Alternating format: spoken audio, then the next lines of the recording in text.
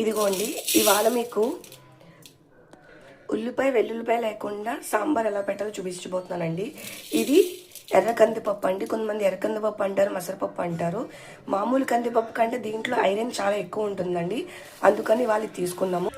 సాంబార్లోని కందిపప్పుతో పాటు కొంచెము శనగపప్పు కూడా వేసుకుంటే చాలా బాగుంటుందండి, పచ్చిశనగపప్పు.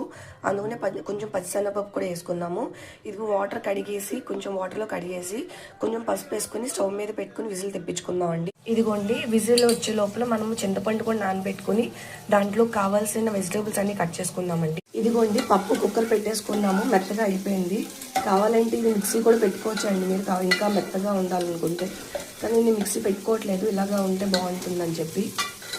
అదిగోండి, అందులో ఫస్ట్ మనము పచ్చిమిరకాయలు వేసుకుంటాము, కొంచెం కొత్తిమీర, ఇదిగోండి అన్నంకే బెండకాయలు కూడా వేసేసుకుందాము. ఇదిగోండి, ఒక టమాటా కూడా వేసుకుందాం. ఇదిగోండి, కరివేపాకు కూడా వేసుకుందాం అండి. ఇందులోని మగ్గుతున్నప్పుడు వేసుకుంటే మంచిది ఇది, ఎందుకంటే దానికి కావాల్సినంత అందులో దిగుతుంది. ఇప్పుడు చింతపండు పులుపు కూడా వేసేసుకుందాం అండి దీంట్లోని. ఇదిగోండి, ఇందులో మెయిన్ ఇంగ్రీడియంట్ అల్లం అండి. అల్లం వేసుకోవాలి ఖచ్చితంగాని, అదే టేస్ట్ వస్తుంది మెయిన్. కానీ ఇప్పుడు మనం బాగా మగ్గిద్దామండి. ఎంత బాగా మగ్గితే అంత మంచిదండి.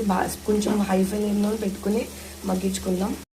ఇదిగోండి, బాగా ఉడికిందండి, బాగా మగ్గింది. ఇప్పుడు అందులోపల పక్క దాంట్లో మనం తాలింపు వేసేసుకుందాము. ఇదిగోండి, ఫస్ట్ ఆయిల్ వేసుకుందాము. ఫస్ట్ ఆవాలు, జీలకర్ర, ఇదిగోండి ఎండుమిరపకాయలు, ఇదిగోండి కరివేపాకు కూడా వేసుకుందాము. మెంతులు కూడా ఉంటే మెంతులు వేసుకోవాలండి ముందు. నా దగ్గర మెంతులు లేవు, అందుకు మెంతులు వేసుకోలేదు. ఇదిగోండి, ఇంగువ కూడా వేసుకుందామండి. ఇంగువ వేసుకుంటే డైజెషన్కి చాలా మంచిదండి, టేస్ట్ కూడా బాగా తెలుస్తుంది ఇందులోని. ఇదిగోండి వేసేసుకుందాం సార్. అదిగోండి, చూసారు కదండి, కొంచెం లైట్గా కలర్ ఏమంటారు కారం వేసుకుందాం అంటే కలర్ కోసం. చాలా బాగుంటుందండి ఇలా చేసుకుంటే సాంబార్.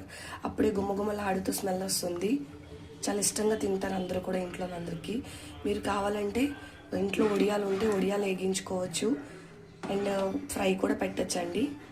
ఇదిగోండి, మీరు కూడా ఇలా చేసుకొని తిని చూడండి, అప్పుడు చెప్పండి, ఎలా కామెంట్ చేసి చెప్పండి ఎలా వచ్చిందో.